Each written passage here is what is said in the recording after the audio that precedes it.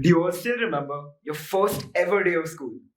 There's a few days in everyone's lives that they never forget. And I think this is one of them. It takes us back to a time where making friends was as easy as asking them to be. The simpler times. It also marks the beginning of our journey into learning. Learning is crucial for our development, not only for us, but for society as a whole. But often people develop an outlook on learning that I find to be very detrimental to it. They're asking questions like, why do I even need to know this? Or they're thinking, I've scored so well, so I'm done with this topic. And the third and most common outlook is to learn, to succeed, I need to be better than them. I need to beat them. These thoughts are constructs that can often make the process of learning, something directly associated with growth, dangerously sour. And this is exactly where, as individuals, we must reimagine learning. Good evening, everyone. I am Nehal Singhal, and I hope by the end of my talk, you walk away with a new perspective on learning, with a new perspective on processes, outcomes, and problem solving, and hopefully with plenty to think about with regards to your own journey into learning. Now, let's all go to our first days of school. I still remember mine as if it were yesterday at St. Oliver's Primary in 2012. We all walked into our classrooms and sat down, and my teacher brought out this long beaded number line. She asked us, how many beads do you think are on the number line? Now, as kindergartners, you can imagine what we answered with 1,000, a million, 6 gazillion, and the classic, infinity, ma'am. But I sat there staring at the number line, and I realized that it was grouped into different colors of similar sizes. So I counted the number of colors, 12, and then I began counting the number of beads. I noticed that there were 10 beads per color, so I multiplied 10 with 12, and I answered 120. My teacher was taken aback. She didn't expect a kindergartner to actually answer the question. But I explained what I'd done, and her maintained shocked face was kind of hilarious to see. Later, she narrated this incident to a group of parents, and my parents were shocked that I was the kid who was able to answer the question. And I think honestly by the fact that I wasn't completely failing kindergarten. This incident marked the beginning of a period in my life where I was always accustomed to having the right answer. Classes felt like a time where I was just being told things that I already knew, and this was me realizing them. It was also this period where getting an A or getting something right was what I associated with learning. If I'd done that, I'd learned something, and I'd learned it really, really well. But that isn't learning. A fundamental aspect of learning is change, which isn't guaranteed by performing well on someone's rubric. An A is an external outcome. Someone will create a list of necessities, and satisfying them gives you the best result. But getting excellent ratings doesn't mean you've learned, doesn't mean you've improved, which is why when I was getting an A, my boundaries weren't being broadened, I wasn't being challenged in any way, and my knowledge wasn't gaining. Yet, I still called this learning. And this was problem one. Now let's go ahead 2 years to when I was in the second grade. At this point in time, my school and I had both become accustomed to me getting that precious A grade. So they decided to accelerate me to year 3 and 4 math and English. We were given this problem a few months in that was intended to teach us the trial and error method. So I solved the question and I substituted what I thought were the most obvious set of values into the answer. I was wrong.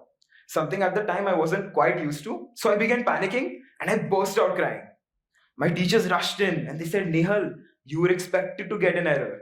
You're meant to keep trying again and again until you finally get the right answer. So I came in the next day. I was determined to solve the question. I kept failing, but when I finally matched the right hand side of the problem to the left hand side, I was engulfed in glee. Over here, overcoming a challenge, overcoming failure, and solving a problem brought me joy unparalleled by all those A's that I supposedly loved getting. And I was doing all of this. I was learning, I was discovering a new method without getting something right. If you choose to care more about getting a 95 maybe or getting an A, you will never push your boundaries. If you don't reach that pedestal, you will be dissatisfied, even if you've learned a lot. And when you do reach that pedestal, you'll think, that's it, I've reached my goal. I don't have to dive deeper, I don't have to challenge myself further. Both of these are lose-lose situations. And together, one big fat L. Now, the only way I could solve this problem was when I looked at it how I look at any other problem, a way for me to discover something new. You've learned, even if you've tried and failed at something new and difficult, than if you've succeeded in something you're accustomed to. You don't have to be happy about it, but sometimes getting a C in a challenging environment is much more valuable than getting an A grade in something you're comfortable with. I'm not telling you to go fail your classes. I'm not telling you get horrible grades. I'm telling you look at these grades differently so that instead of just evaluating your performance, you're also evaluating your learning. Give value to change as an indicator in learning. Because we learn to change. People say, I want to learn forever. Why? Because they want to continuously grow. They want to continuously become better people. But this process of learning forever doesn't involve being right forever. And understanding this was crucial in me overcoming my first flawed outlook on learning. Now let's go ahead a few years to when my family shifted to India. At this point in time, my school couldn't tailor make an environment for me to be challenged. So my mind had to pick up yet another way of evaluating learning and getting that much needed validation. This time, it was the joy of being the best, of beating others and outscoring everyone. In Australia, this had never mattered to me because the one thing my parents always told me was how others do should never impact or influence how you've done. But nonetheless, unprovoked and honestly bored, this is what my mind reverted to. Now, there's two ways to look at this. Both are equally detrimental. One leaves you dissatisfied, and the other leaves you easily content. In the first situation, even if you've learned a lot but were outscored, you get dissatisfied, you're disheartened. In the other situation, even if you've learned next to nothing but been the best in that scenario, you're very happy about it. You derive satisfaction from it. But this just makes you easily content. You aren't challenging yourself, you aren't even concerned with that. You don't even want to learn. All you care about is being relatively good. And guess what? Learning shouldn't stop because you're relatively good. It shouldn't stop because you're better than a few people. Now, I'm sure a lot of you do this. A lot of you want to be toppers, a lot of you want to be the best. And the only way I could embrace foregoing this strategy is when I realized that self-expectations greatly supersede external expectations. My parents had me join this institute because they thought that I was starting to lose interest in school. I wasn't having as much fun, and they thought this would be a good way for me to be challenged. So I joined the institute, and a few months in, we had this test on chemistry. I absolutely messed it up. But my rank was pretty good. It was right up there. Which is why my professor said nothing, my peers said nothing, and to a large extent, neither did my parents. But I was horrified. I couldn't believe that I had not made a single attempt to learn the subject matter. I hadn't even tried to educate myself on chemistry, and I'd ended up with a horrible result. And this is when I concluded that if I keep comparing myself to others, I will never grow ahead. I'll be stuck in that bubble I've created for myself. And that's when I adopted my current method on evaluating learning. Rather than comparing yourself to others, compare yourself to you with respect to time. That's how you can continuously challenge yourself and continuously improve as a being. Think about it this way. For all the sales professionals here, if I asked you what you're going to remember at the end of your career, will it be that month you had the Employee of the Month certificate? Or is it going to be the time you had your best ever month in sales? I'm sure all of you will agree with me when I say the latter. Why? Because no one can take that away from you. With Employee of the Month, people will say, Nehal, you had an easy month. Or they'll say, I was facing this in life, I had this, I had that. They'll find a way to discredit it from you. But when it's your best ever month in sales, you had the same conditions, the same task, and you succeeded. So if we're evaluating our career like that, why don't we evaluate learning that way? Because it's the same with our learning-based indicators. When people get good grades, others have excuses to discredit them.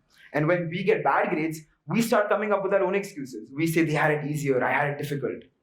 The excuses never stop. And this is exactly why we have to reimagine learning. We have to stop this practice of relative learning.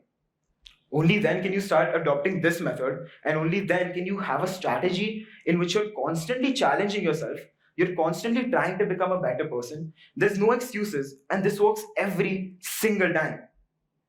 So now that we've looked at both the first way I had at learning and the second way I evaluated learning, let's put them together and come up with our own rubric on how we can evaluate learning, rather than just evaluating our performance.